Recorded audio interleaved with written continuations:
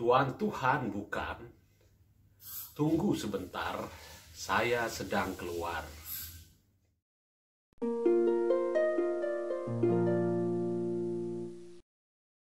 Halo, ketemu lagi di vlog Juru Baca. Saya Hasan Aspahani. Kita ngobrolin puisi lagi dan hal-hal yang terkait dengannya. Tadi saya baca satu sajak Sapardi Djoko Damono yang termasuk yang sangat terkenal. Sajak pendek, ya cuman itu aja, cuman beberapa kata dan dibicarakan oleh banyak orang. Sutarji Kalsumbahri ketika ngebahas buku Perahu Kertas itu, ya sajak itu ada di buku tersebut, juga membahas sajak itu. Kata Sutarji, ini sajak yang menurut dia kurang bermakna karena pertemuan dengan Tuhan yang harusnya dirindukan, harusnya diharapkan oleh semua orang yang beriman, yang beragama, sebuah pertemuan yang antara pencipta dan yang makhluk yang diciptakan. Nah, si subjek lirik dalam sajak itu justru menghindari pertemuan itu. Apakah memang maksud Sapardi seperti itu? Kita nggak tahu. Sapardi nggak pernah menjelaskan sajak itu maksudnya apa. Tapi apakah Sutarji Kalsumbahri salah menafsirkan sajak itu seperti itu? Ya juga tidak salah, itu tafsirnya seorang pembaca yang dengan penghayatan yang berbeda, dengan pengalaman hidup atau pengalaman membaca yang berbeda, dia bisa menarik kesimpulan yang berbeda, bisa memaknai dengan cara yang berbeda, dan itu semua pemaknaan, semua tafsir, semua arti yang dibikin atau dipetik oleh pembaca terhadap satu sajak itu sah semua, tidak ada yang salah, tidak ada yang benar, sebagaimana ayat dalam kitab suci kan ditafsirkan oleh banyak orang dan semua tafsir benar kan. Kira-kira begitulah sajak yang baik, dia justru menimbulkan tafsir yang beragam, tafsir yang bermacam-macam. Dia tidak menunggalkan tafsir atas dirinya. Itu saja yang secara makna dia berhasil mencapai tingkat yang seperti itu. Tapi saya sering sampaikan bukan berarti sebuah sajak itu tidak punya makna apa-apa gitu. Mengandung makna yang kaya, mengandung makna yang bermacam-macam, bisa ditafsirkan bermacam-macam, itu tidak sama dengan dia tidak punya makna, sehingga diisi apa aja kosong makna begitu, diisi apa aja dia bisa begitu. Itu sama sekali berbeda. Kita nggak bisa bilang ayat-ayat dalam kitab suci itu tidak punya makna kan, pasti punya makna, ada sebab-sebabnya turun. Tetapi karena makna, karena keabadiannya, karena relevansinya, karena luasnya cakupan maknanya itu, kemudian ayat itu yang tadinya diturunkan dalam konteks situasi zaman ketika dia diturunkan, ayat tersebut bisa relevan dengan situasi lain, relevan dengan masyarakat yang beriman pada ayat itu, pada kitab itu 3.000, 4.000, sekian ribu tahun kemudian. Saya tidak ingin mengatakan bahwa puisi itu sesakral kitab suci atau sesakral ayat-ayat dalam sebuah kitab. Saya hanya ingin mengatakan bahwa ada sifat yang sama antara teks ayat dalam kitab suci dengan teks puisi yang baik yang ditulis oleh seorang penyair dengan niat baik.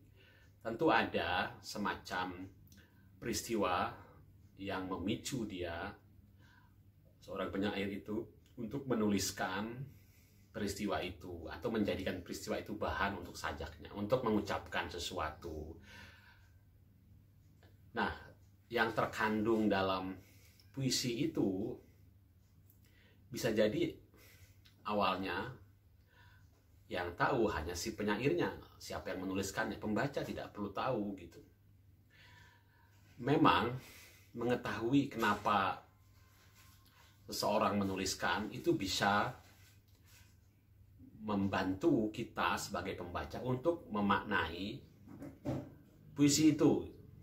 Misalnya sajak aku misalnya gitu, sajaknya Chairil Anwar. Kita akan pakai contoh itu karena itu gampang dan semua tahu, saya kira keterlaluan kalau nggak tahu. Apakah kita harus tahu kenapa Chairil menuliskan sajak itu untuk memaknai sajak itu untuk kita sendiri, untuk situasi yang kita hadapi? Nggak perlu tahu. Lagian mana yang benar versinya? Versinya itu adalah sajak karena dia melawan kemauan ayahnya, atau karena dia mewakili masyarakat Indonesia pada saat itu yang melawan satu diktator baru, penjajah baru, penguasa kolonial baru bernama Jepang. Karena itu ditulis pada masa itu. Semua orang merasakan semangat itu, tapi kita nggak pernah tahu apakah Chairil menulis karena itu atau karena kecengengan seorang remaja, ya umur 19 tahun begitu kan, ketika dia menulis itu kira-kira terhadap larangan ayahnya. Pada saat itu kan semua pelajar dari Sumatera yang ada di Jakarta oleh Jepang dipulangkan, semua sekolah ditutup. Chairil tidak mau pulang, Chairil bertahan di Batavia di Jakarta gitu, dengan risiko ayahnya tidak bisa mengirimi uang. Seperti itu, dan kita nggak tahu, tapi mungkin saja itu yang terjadi. Tapi sajak itu sendiri sudah lepas, bisa dilepaskan dari peristiwa itu, dari cerita-cerita itu, dari mitos itu, kalau memang itu tidak betul gitu. Dan dia tidak kehilangan maknanya karena dilepaskan dari, kalau memang itu penyebab Chairil menuliskan sajaknya kan. Jadi ya sajak yang baik, teks puisi yang baik itu ya seperti itu. Kita tidak perlu, kalau kita menulis satu puisi kemudian orang lain membaca dengan enggak gitu maksud saya gitu, berbeda gitu, meskipun kita nggak suka tafsirnya gitu, nggak perlu kita meluruskan, nggak perlu menjelaskan, kecuali memang kalaupun kita mau menjelaskan itu bukan untuk membantah tafsir orang, tapi saya sendiri begini loh menafsirkannya gitu, yang saya maksud itu begini loh, tapi tentu saja saya tidak menutup tafsir orang lain atas sajak itu gitu. Sajak aku ingin, bahasa Padi, saya menafsirkannya, orang banyak menafsirkannya gitu, itu tentang bagaimana mencintai dengan tulus, bagaimana mencintai dengan, bahkan ngomong aja enggak kepada orang yang dicintai gitu, mencintai dengan tulus, kesiapan berkorban untuk sesuatu yang dicintai. Tapi ada yang menafsirkannya itu bukan mencintai dengan tulus, tapi itu adalah mencintai dengan bodoh, mencintai dengan ya kalau mencintai bilang dong, kalau mencintai nggak ada tuh yang terus itu ya, karena itu pas sajak itu mengatakan bahwa ironinya dimainkan di situ gitu kan, itu tidak sederhana, tapi Pak Sapadi dalam sajak itu mengatakan itu mencintai dengan sederhana gitu. Jadi tafsir itu bisa bermacam-macam dan jangan dibatasi, dan semakin luas tafsir, semakin banyak, semakin relevan dengan orang banyak puisi yang kita tulis. Sebuah puisi itu dia adalah sebuah teks puisi yang baik, teks puisi yang relate, terkait, relevan, atau menyentuh emosi, menyentuh perasaan, menyentuh hati orang banyak dengan cara yang berbeda-beda dan menghasilkan pemaknaan yang berbeda-beda. Itu bagus sekali buat sajak yang itu bukan sajak yang menutup tafsir, sajak yang bahkan tidak bisa dimaknai apa-apa begitu, sajak yang sekali baca habis, sajak yang tidak menggoda untuk dimaknai terus-menerus, buat apa gitu sajak yang selesai. Sajak tidak seperti, ini juga sering saya pakai perumpamaan ini, sajak tidak seperti teks resep masakan gitu. Kalau saya bilang jahe ya jahe, jangan diganti dengan kunyit, jangan dimaknai kencur atau jangan dimaknai bumbu yang lain. Kalau saya bilang telurnya 2, ya jangan, nggak bisa dibilang 4, 3, atau 1, atau nggak pakai telur. Nanti masakannya nggak sesuai dengan seperti yang ditulis, yang diinginkan oleh si penulis resep itu kan gitu. Nah, puisi resep adalah petunjuk praktis yang harus persis diikuti seperti yang ditulis pada resep itu. Puisi kan tidak begitu. Puisi, kita tidak menulis resep masakan, kita menulis puisi yang tabiat teksnya berbeda, karakternya berbeda, kebutuhannya berbeda. Ini ekspresi estetis kok, bukan teks informatif, teks panduan untuk. Kalaupun puisi bisa menjadi panduan, panduannya bukan panduan yang puisi bisa memandu kita menjadi orang yang berani misalnya gitu.